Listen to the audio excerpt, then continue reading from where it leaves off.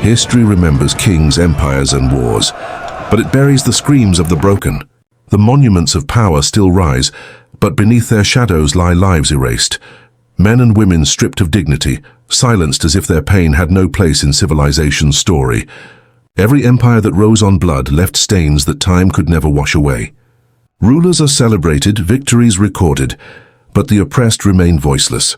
Their suffering was not carved into stone, it was hidden, forgotten, buried.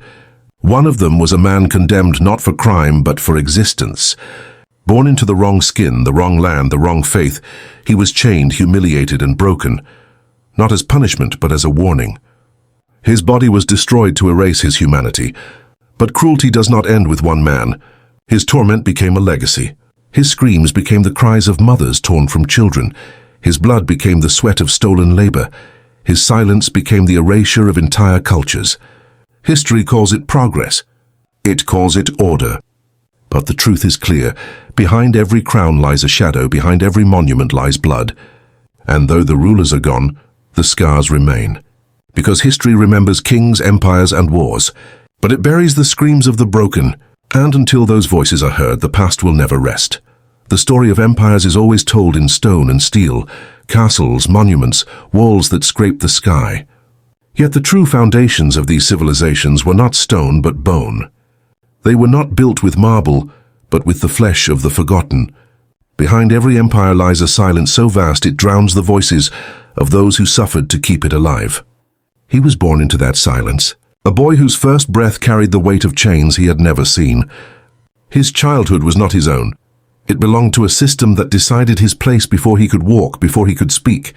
While rulers' children learned the language of power, he learned the language of survival. Hunger taught him patience, pain taught him endurance, and fear taught him obedience. The world he inherited was not carved for him.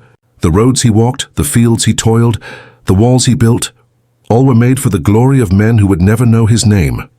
He was a shadow in their empire, an invisible hand that fed their wealth while his own people starved. The more he gave, the less he became. His life was designed not to flourish, but to vanish.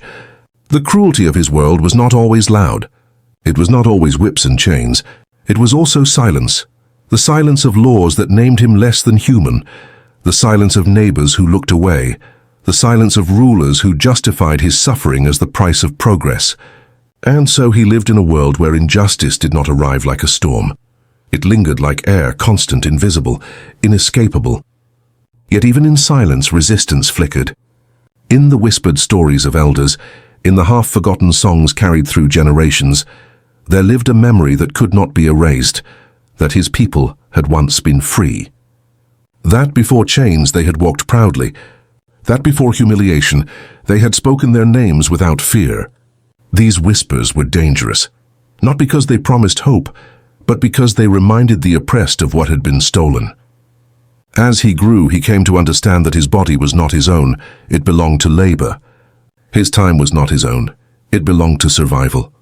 And his future was not his own, it belonged to the empire that fed on his existence. He was trapped in a system designed not only to take from him, but to convince him that he had nothing worth keeping. But cruelty has a flaw. It believes in its own permanence. It believes that breaking bodies will break spirits, that silencing voices will erase memory, that burying truth will kill it. Yet history proves otherwise. Truth waits. It lingers in the soil, in scars, in bloodlines. It waits for a moment to rise again.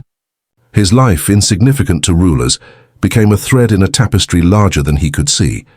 For every man like him there were thousands. For every family torn apart, there were countless more. And though each was treated as nothing, together they formed the hidden weight of the empire, the weight no monument could carry forever.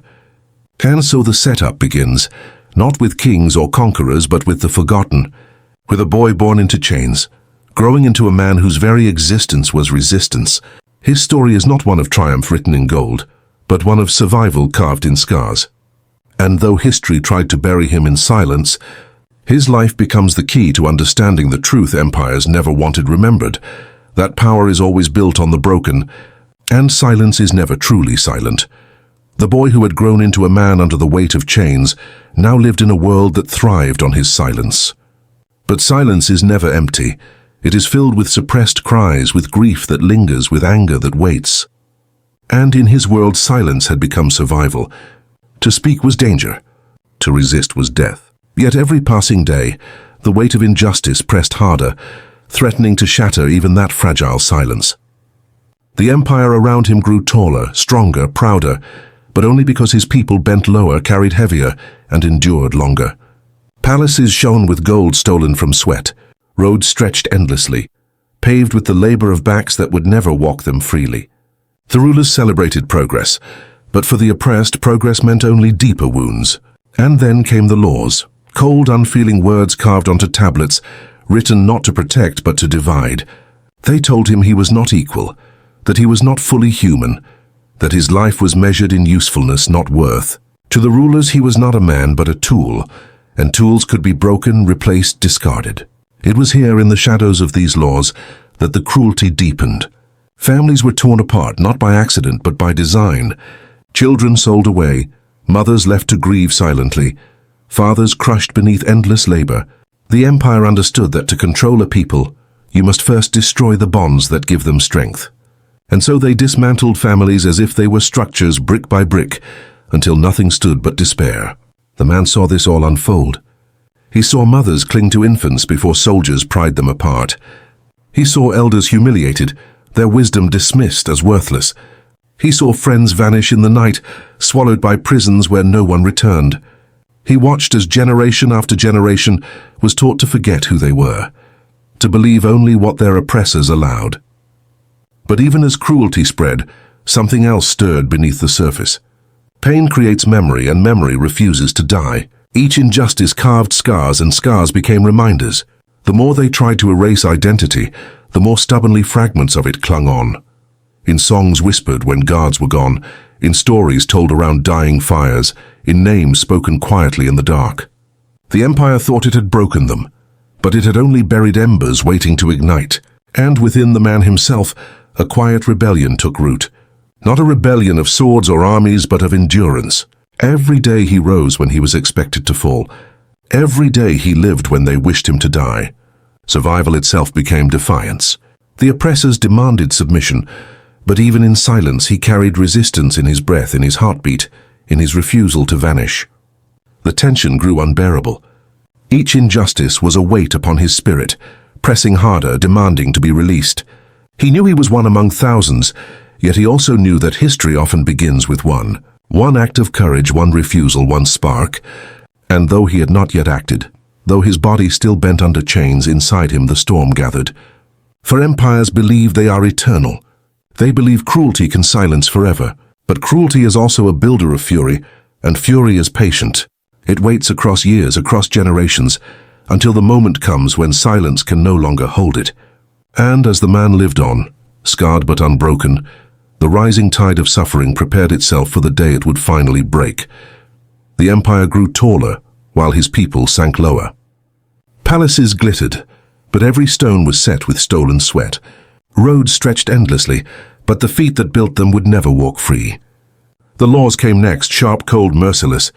They declared him less than human, a tool to be used, a shadow to be forgotten. Families were torn apart by decree, children ripped from mothers, fathers crushed under labor. It was not cruelty by chance, it was cruelty by design. He watched it all. The guards prying infants from their mothers' arms. The elders mocked and discarded. Friends vanishing into prisons that swallowed lives whole. An entire people taught to forget their own names, their own worth. Yet even in the silence, something survived. Songs whispered when the overseers slept. Stories muttered in the dark, carrying fragments of a stolen identity. They tried to erase memory, but memory burned stubbornly, glowing like hidden embers. Inside him, a quiet rebellion formed, not of swords, but of survival. Each morning he rose when he was expected to collapse. Each day he breathed when they wished him to vanish. Endurance itself became defiance. The tension grew. Every injustice pressed like a weight upon his chest, demanding release. He was one among thousands, yet he knew history could turn on one spark. The empire believed it was eternal. But cruelty does not silence forever. Cruelty builds fury, and fury waits. And beneath the chains, the storm inside him began to gather. The storm that had lived in silence could no longer be contained. Years of chains, years of broken families, years of screams buried beneath stone. All of it erupted not with words but with fire in the human spirit. The empire had believed obedience was eternal. They believed pain would break every will, but they miscalculated. Pain does not always shatter, it hardens. Cruelty does not erase, it engraves. And what they carved into their victims was not submission, but rage. One night the man stood among his people, beaten yet unbroken. The guards shouted, the lash cracked, but this time no one bowed. They stood still like statues, refusing to move. It was not rebellion of weapons, but of defiance. For the first time, silence was not fear, it was resistance. The overseers panicked. Violence followed, swift and merciless. Whips tore flesh, chains rattled, swords were drawn. Blood stained the ground. Yet even as bodies fell, the spirit did not. A people who had lived on their knees finally stood, even if only for a moment. The empire saw danger in that moment, because resistance is contagious.